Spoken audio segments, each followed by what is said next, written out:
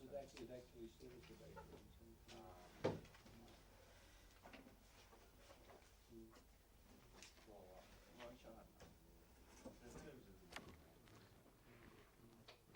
Well, today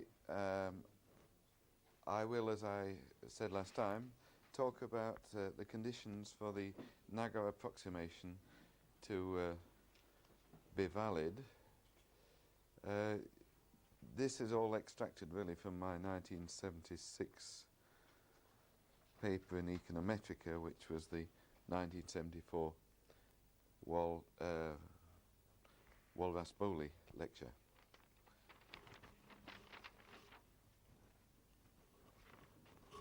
What I've done is to change the notation a little from that paper so as to get it more into line with what I've been using in these lectures. But essentially all I'm going to look at is the first theorem in Appendix A. What one hopes to do is to set up conditions which will be generally useful, and so let me state the conditions that are given there and then outline the proof. We start out, as before, with a function of, in this case, an n times 1 vector p.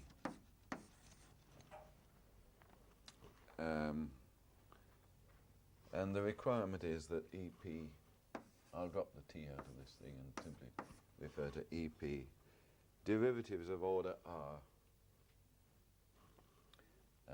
uniformly bounded in some hypersphere, closed ball if you like, center mu, where mu is the mean. So the rth order derivatives of P uniformly bounded by some upper bound for all such derivatives in some hypersphere surrounding mu, and for all t greater than t0 in hypersphere S, sphere S, and all t greater than t0. That's usually satisfied by most of the functions that we're interested in. Secondly, that if we denote the probability density of P by FTP, depending on theta, the parameters of the model, then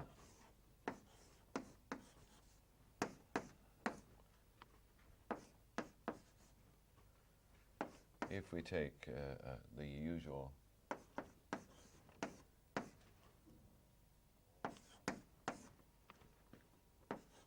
norm, say Euclidean norm, and take it to the power r, then that's of order t to the minus gamma r. Of course, another way of putting that is that if we take this divided by t to the gamma, its norm, then that's of order 1.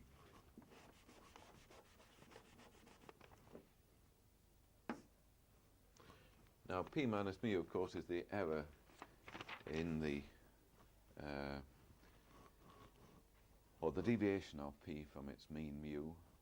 And what we will normally find is that gamma equals a half this is satisfied when gamma equals a half. In fact, all we require is that it's true for some gamma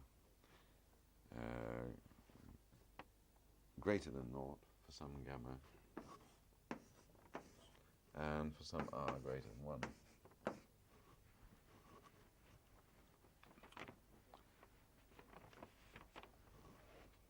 So we only need it to be true for some finite moment. Then the next thing that's a little obscure as an assumption, these two are fairly obvious assumptions. Next thing that's fairly obscure as an assumption is that if you're given theta, you can find theta star. So for some theta star which depends upon theta, function of theta, you can find log, you find that log ftp theta minus log ftp theta star is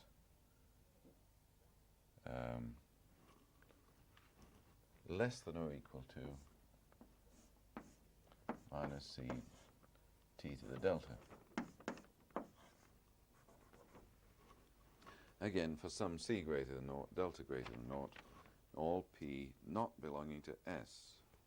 So that's the critical bit, c greater than naught, delta greater than naught, and all p greater than or equal to S.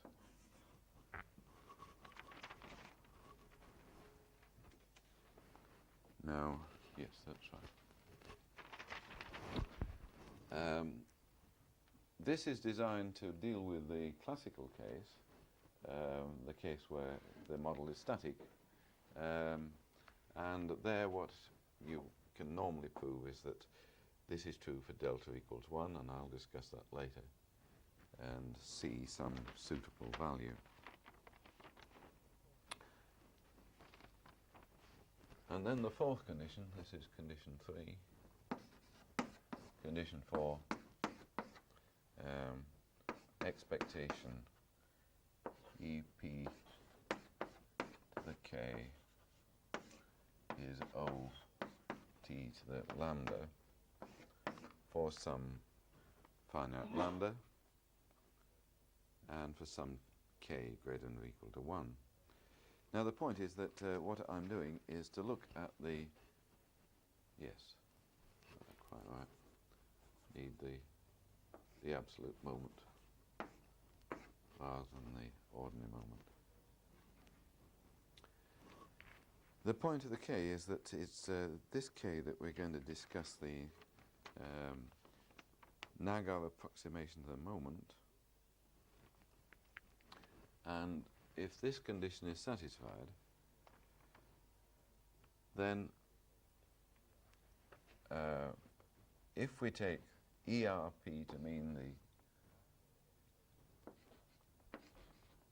nth order Nagar approximation to EP, the usual Taylor series expansion, in fact I see that in the paper I define this to be the R minus 1th order expansion. So, okay, this is the Taylor series expansion up to the R minus 1th term of order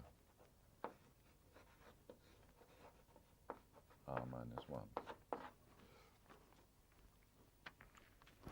Then you can prove that I actually state it for absolute moments, but the proof is exactly the same for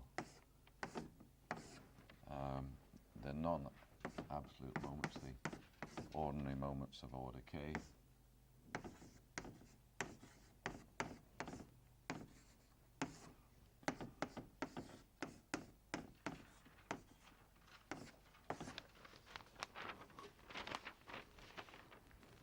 Of course, with gamma equals a half, this is just the usual t to the minus half r.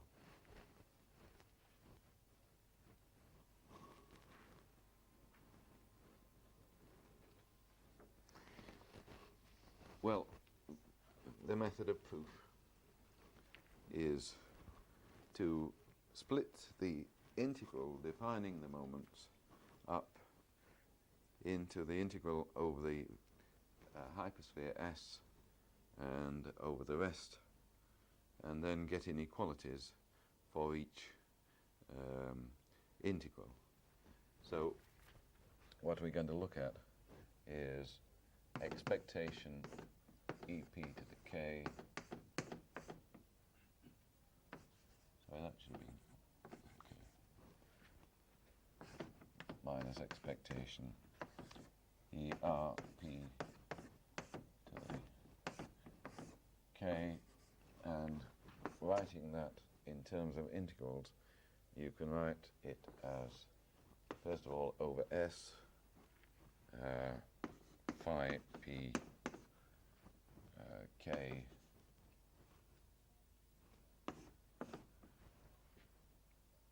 minus phi, sorry, I've reverted to the notation in the article. These should be E's. ERP K F. Well, I won't carry through this whole notation. I'll simply denote what I previously denoted by F sub T, etc., by F of P, dP,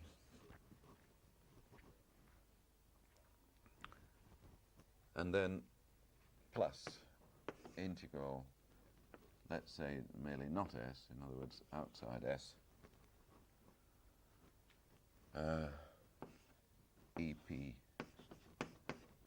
K minus ERP K modulus FP dP. And then looking at each of these terms separately, and trying to find suitable inequalities to bound them as t goes to infinity. Well, let us then look at each of these terms.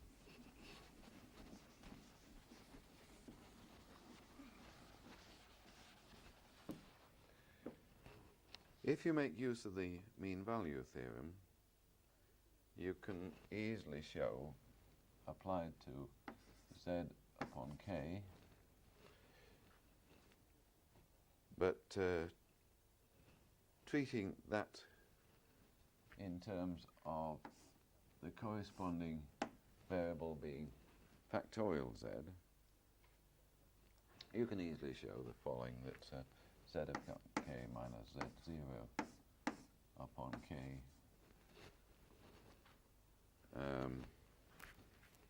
is, and then taking the modulus of that whole thing, taking the mean value theorem for, if you like, x to the k, and applying it to modulus z and modulus z0, that is less than or equal to k times z star k minus 1 z minus z0 sorry yes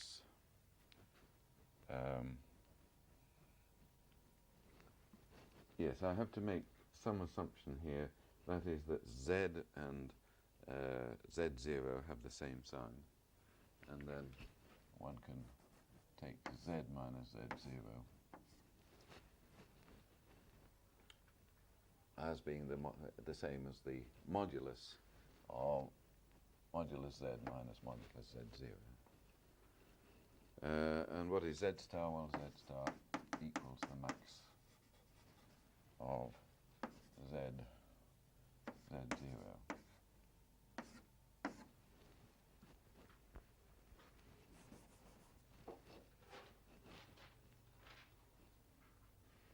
If we apply that to the first term here, where z is EP and z0 is ERP, we find that we get that if I take the modulus of this integral, I won't write down that first integral again, but if I take the modulus of that integral, then it's less than or equal to k times phi star tp modulus to the k minus 1, then the difference phi t p minus phi t sorry, here I go with my phi again, E star E and ER P,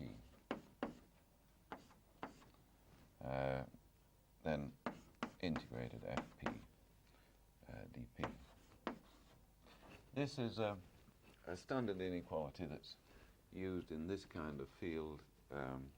Feller, for example, uses it in his first volume of his Theory of Probability book.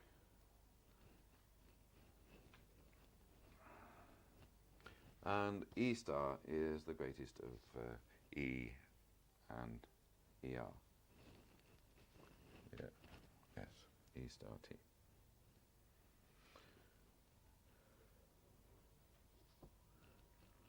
But from one we can easily deduce that phi t and phi tr, that EP and ERP are both uniformly bounded by, shall we say, B, and that for some C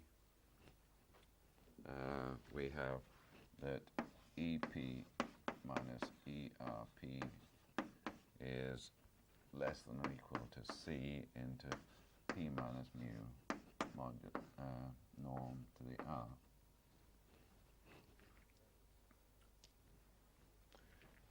That is going to be uniformly true for all P belonging to S and for all T greater than or equal to T0. So using these inequalities in here, perhaps I'd better write down the other inequality that I'm using as well, that EP is less, modulus EP less than B, and might as well use the same sign on ERP, that it is also less than B. Of course, we can introduce two bounds and then take the largest of the two bounds. We have then, I'm rather intersecting with my last line there, that this is less than K B to the K minus 1 C into integral P minus mu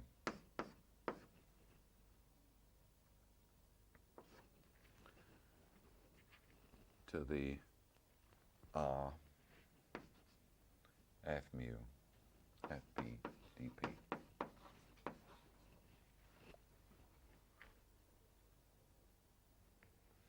Now that is, of course, taken over S. This is taken over S. They're all taken over S.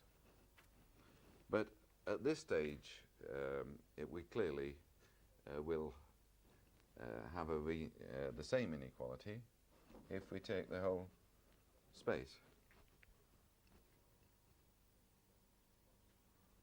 Because, of course, the integrand is positive, and therefore I can remove that restriction to S.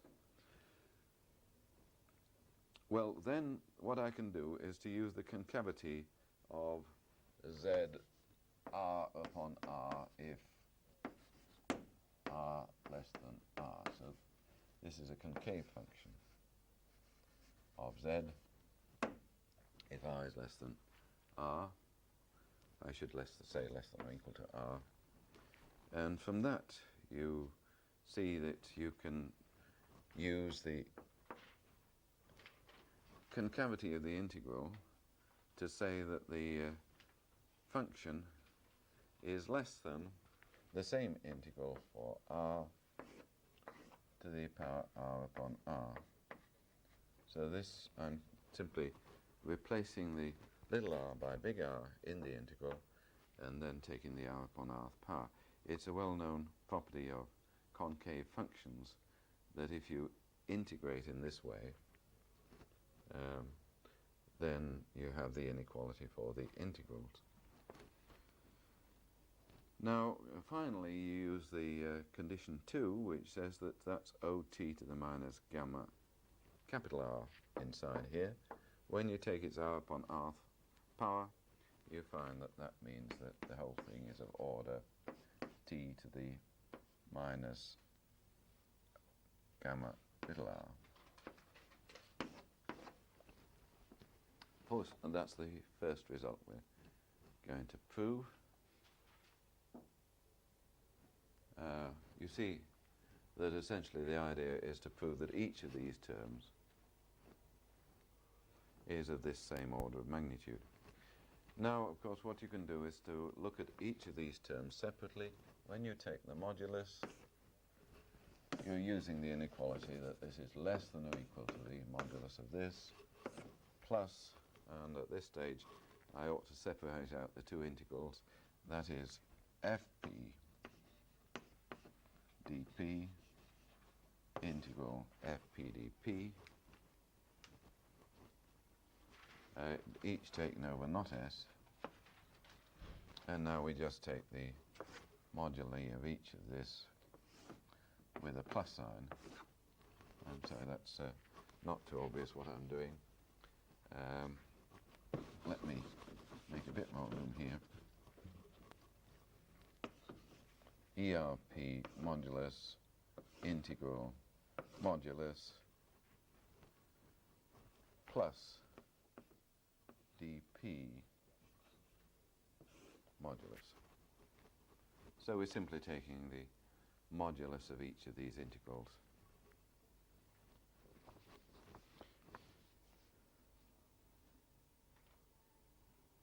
Now, the first one is where the third assumption comes in.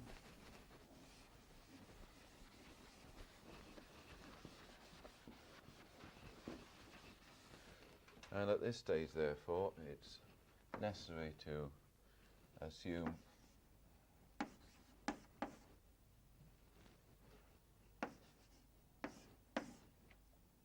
that we have ft p depending on theta here dp.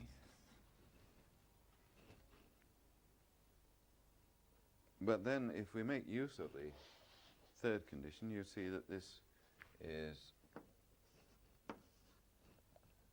less than or equal to the same zone of integration, the same integrand e to the p, okay, but we're going to now use the inequality on the density. That if we replace theta by theta star in this integral, then we can say that this density is less than this density multiplied by this constant, which is given by e to the minus c t to the delta. So this is multiplied by this constant throughout.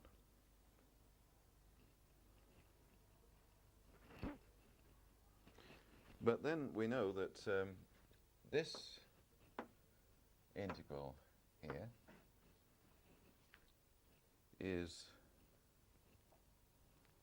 from our assumption 4,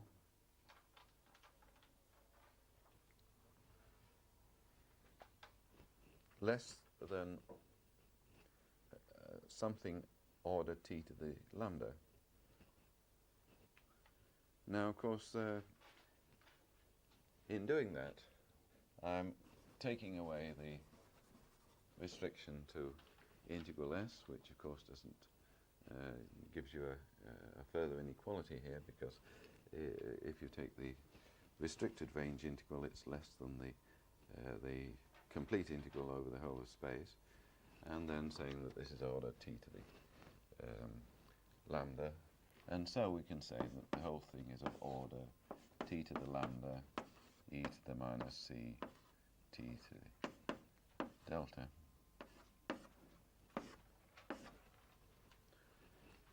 And however large lambda is, the behavior of this is dominated by the exponential term, and so will certainly be little o t to the minus gamma r.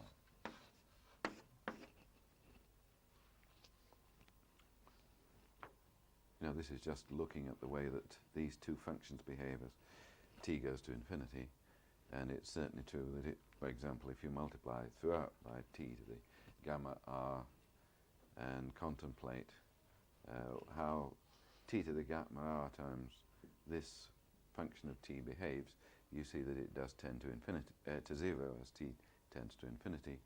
In other words, that this can be regarded as little o t to the minus gamma r. Therefore, certainly negligible compared with our first term of order t to the gamma r. Okay, so that deals with the difficult bit. Now, how about the last term? Well, in the same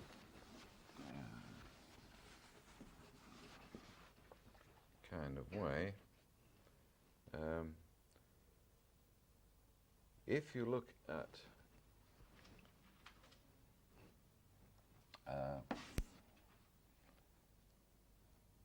phi e r of p,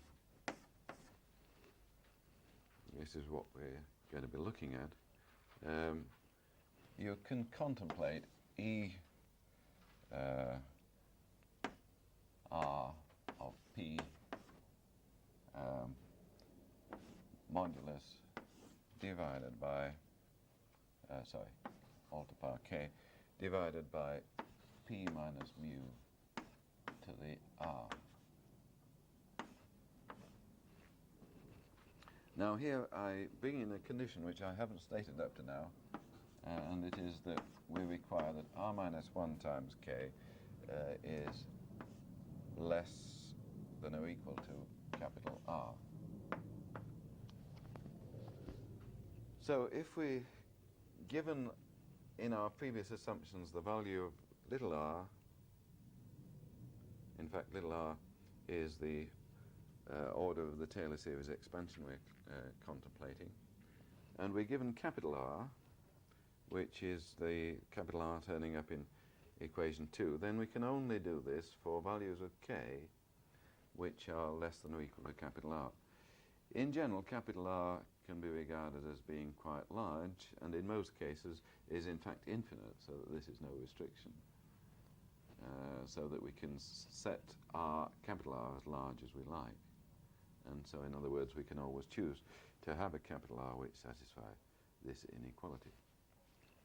Well, notice that e to the rp is a polynomial of degree r minus 1, so that when you raise it to the kth power, in effect, your total expression here in the numerator is behaving like something of order like modulus p to the r minus 1 times k. We're dividing it by the norm of the same order or greater order, and therefore we can say that this is always bounded. Let's bound it by d. That will be true for all values of p, and particularly for values of p outside S. And so immediately we have the inequality that if we're looking at this to the power k, fp dp, it will be less than or equal, usually less than, certainly less than or equal to d, the same thing, same region of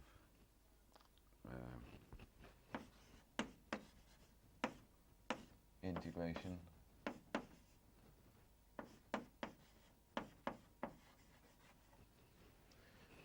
And then making use of assumption 2 again, that will be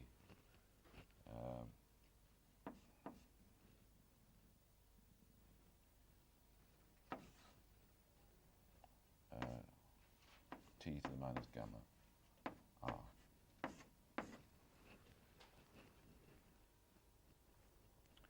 You say, in fact, it's of order t to the minus gamma capital R, but by assumption R is less than R, so it's certainly of order t to the minus gamma little r.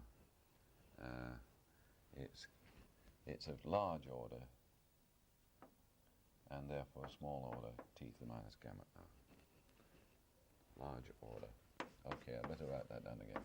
Large order O to the t to the minus gamma capital R, but that means it's of little o t to the minus gamma r, since r is less than or equal to r, I should say. Well, in general, r is less than r. Well, let's prove that each of these terms is of the correct order of magnitude, and so that the whole expression is of order t to the minus gamma r.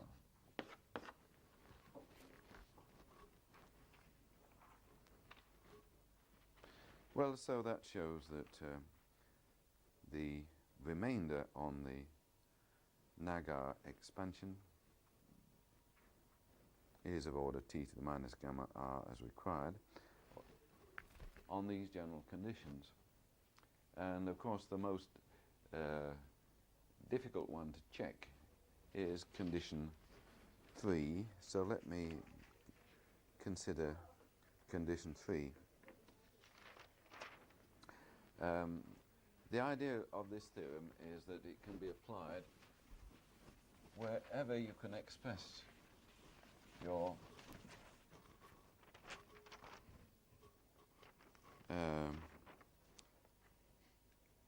E as functions of P generated by a static model. So we've got two kinds of P's to be considered. One kind is the kind that's derived from looking at the errors on the equations of the system. I'll just written those down as a single vector u, but it equally applies if you have a data matrix V, which is made up of a set of reduced form errors, for example. And the essential idea then is that P is going to be asymptotic, in finite samples distributed as sigma squared m upon t. So if we take the case where P is this, where m is z times z upon t, which we assume is finite, and of course non-stochastic. The z's being, in the classical model, the constant non-stochastic exogenous variables.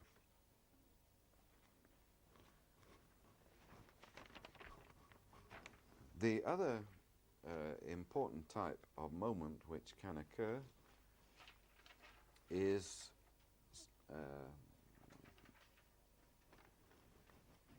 when we have a Wishart matrix, something of the form y prime y minus y prime z, z prime z minus 1 z prime y upon t, where the z's are the exogenous variables in the model, the y are the endogenous variables in the model, and substituting the fact that y prime equals p z prime plus v prime in here, we find that that's the same as v prime v minus v prime z, z prime z inverse z prime v over t.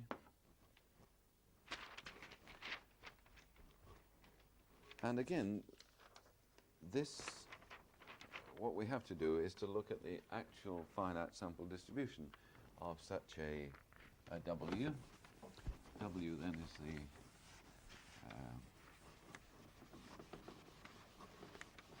covariance matrix of the estimated errors on the OLS estimates of the reduced form equations. It's usually the case that it's possible to express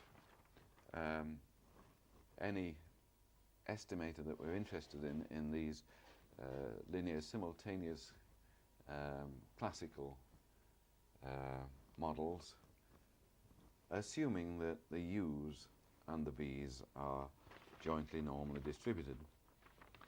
In order to, in fact, derive the exact distributions of such W's, the W's are independent of the P variables of this type, and so we can write down the joint distribution of any set of P's which involve, first of all, first type and second type together by using that independence, provided we can write down the joint distribution of the W, which is a Wishart matrix. To show that it's a Wishart matrix, we go one further stage. We introduce I minus Z, Z prime, Z minus 1, Z equals, shall we say, well, I haven't called it anything. Let's call it L, find L. Since this is an idempotent matrix, the L prime L are sets of orthogonal vectors such that L prime equals I. And if we introduce V star equals L times V, then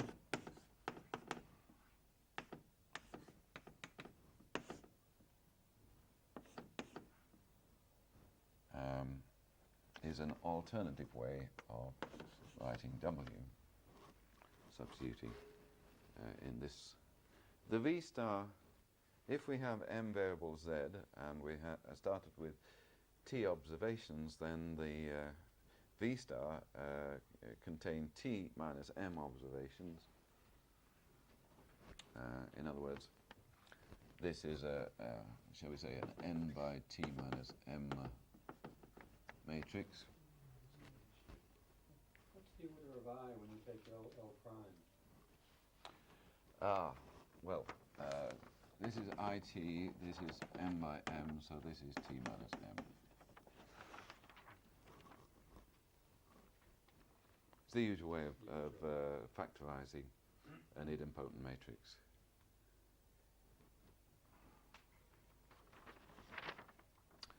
So then we're in the standard discussion of the Wishart distribution. Suppose, in fact, we write that V star is V1 star primed, V2 star primed, up to Vt minus m primed.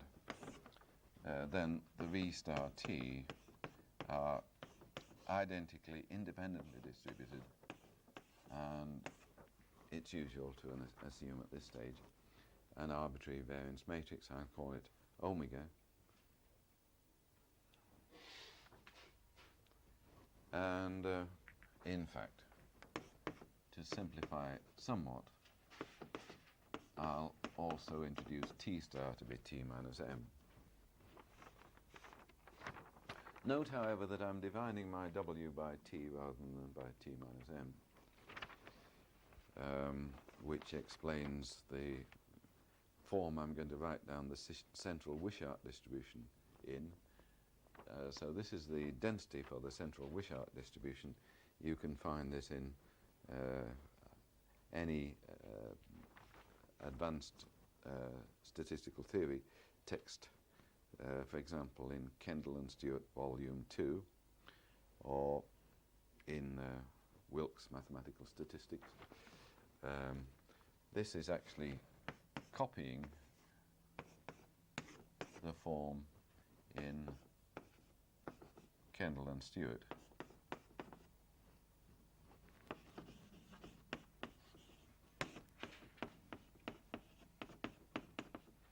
But, of course, with rather different notation.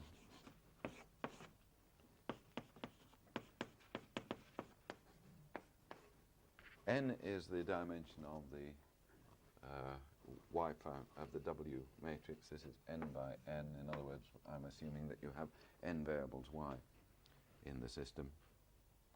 And then we have exp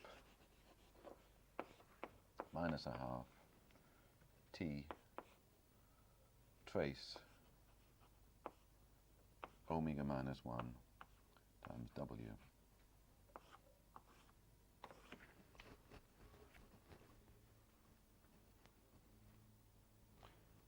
Very frequently you find that the exponential term in this sort of thing involves an exponential times by a trace, and in fact the real experts nowadays use exponential trace in the form ETR in these expressions.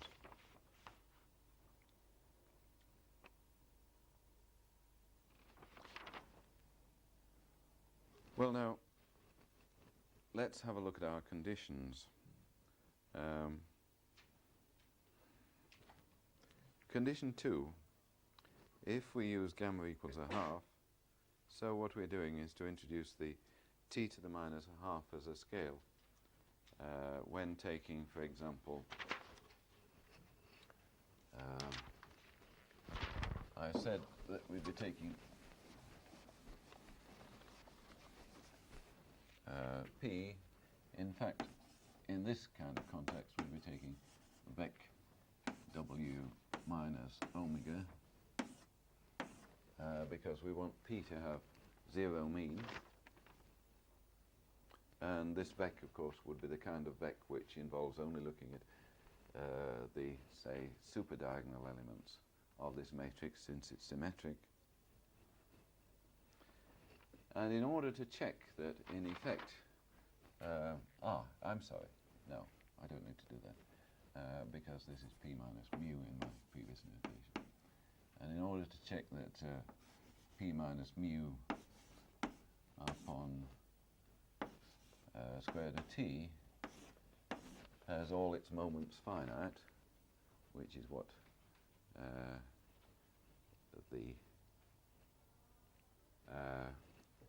condition 2 is really equivalent to. What one could do is to make use, for example, of the characteristic function of the Wishart distribution. That again is quoted in these textbooks. It's not too difficult to check that indeed when you use the characteristic function, or the, if you say the moment generating function, that it has all its derivatives finite as soon as you rescale by taking P minus mu upon square root of t. In other words, look at the characteristic function of W minus omega over square root of t. Not too difficult to do. And so, and for the normal distribution, of course, it's clear, that is for the p's of the that are normally distributed, it's clear that because their variance matrix is scaled by 1 upon t, that those have all their moments. In other words, this, if you like, the standard error of p is of order t to the minus a half, and therefore the required condition 2 is satisfied. What about condition 3? Well, because it's easy for you to look at the moment distribution, I'll look at the Wishart distribution. Both are dealt with in the same way. The theta that we're going to vary is the omega. Of course, omega is in effect all the distribution depends upon. So, consider the possibility of looking at an omega star matrix, which is omega minus 1 minus delta times the unit matrix of order n. We choose delta as a positive number, but so that omega star minus 1 is still a positive definite matrix. In other words, delta has got to be less than the smallest root of omega minus 1. Then, of course, determinant omega star minus 1 equals determinant omega minus 1 minus delta I equals determinant omega minus 1 multiplied by determinant I minus delta omega.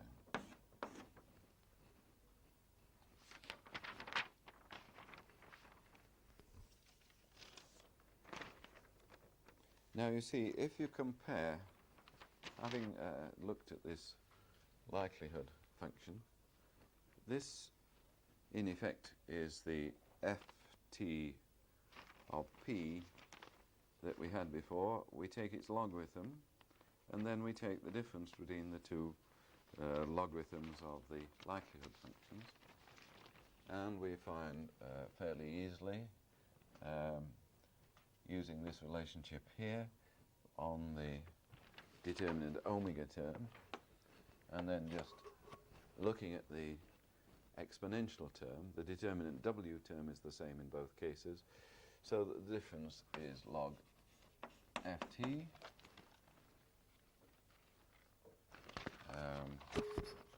p theta minus f log ft p theta star is worked out to be minus a half t star log determinant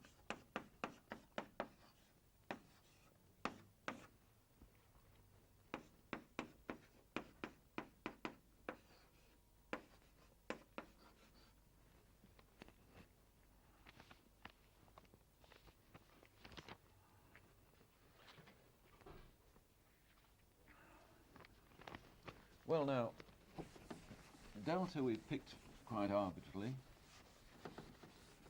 but we've picked it to ensure that the first term here is negative. That is because all the roots of I minus delta omega will be positive but less than 1. So that when you take the determinant, you're going to take the product of such a set of roots all positive less than 1. Therefore, the product is going to be less than 1. Therefore, the log of the product is going to be negative. Therefore, what I should have said is that the actual log of the determinant will be negative. And therefore, if we take C1 equals minus 2 log determinant I minus delta omega upon delta,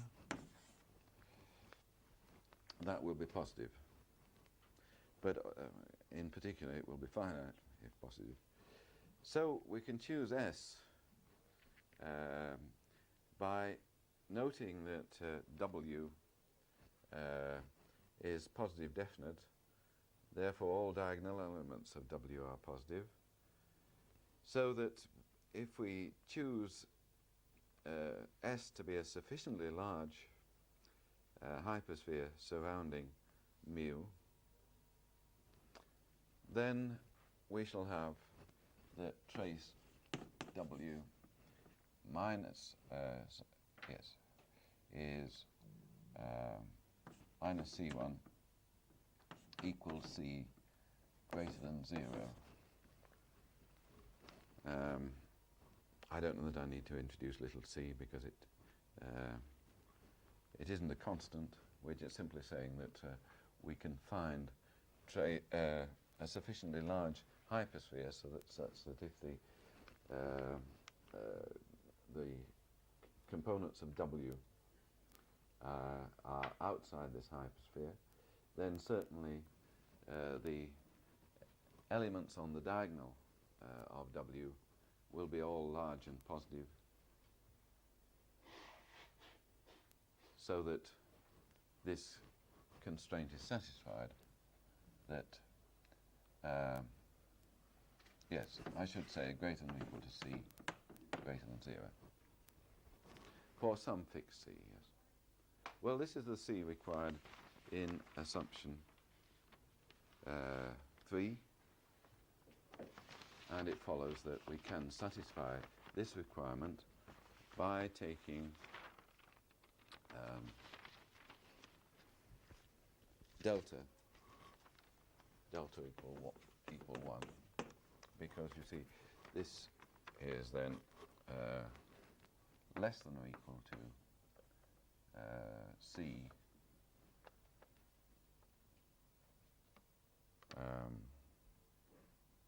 minus C times T. What we've got here is T star, but of course the distinction between T star and T doesn't matter. We only have to take a slightly smaller C. Yes, I'm sorry. Less than or equal to this. So if we take a slightly larger C than this, the inequality will be satisfied with T. Yes, a slightly smaller C than this, I'm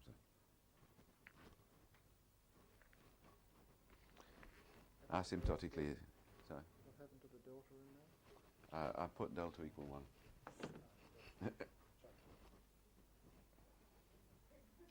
So, in other words, though this theorem has some general conditions, in fact is the values of delta and gamma are gamma equals a half and delta equals 1 for this kind of application. Okay, so now what this is proved, insofar as there's a general theorem here, is that if the rth order moment,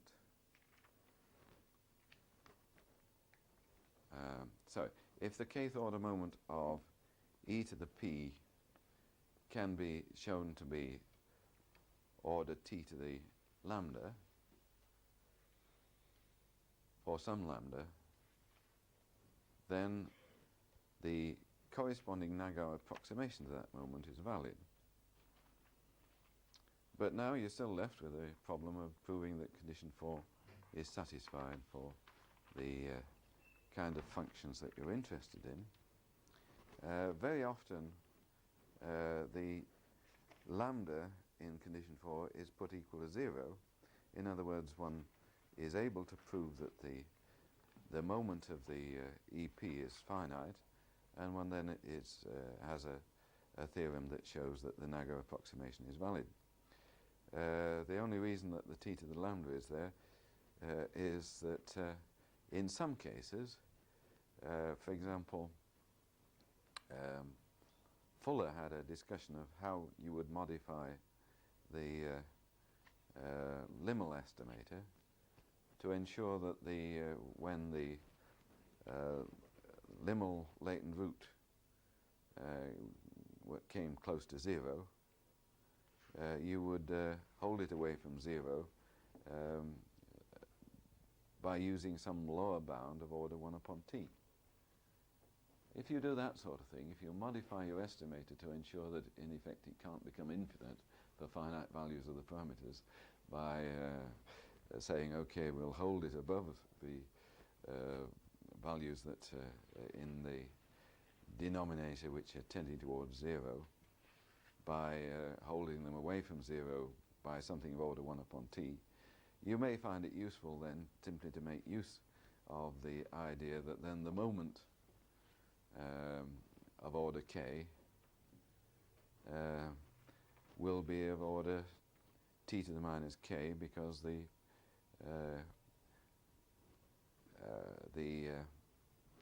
e to the p is being bounded above by something of order t. That's really what he was doing. And so in this way, it may be occasionally useful to use lambda greater than 0 for some particular estimators. If you don't do that sort of thing, then you are got to discuss in more detail how you can set up a bounds on the moments of your various estimators. Well, that I'll discuss very briefly next week. Presume we have 2 possible meetings next week. Yes, okay. Right.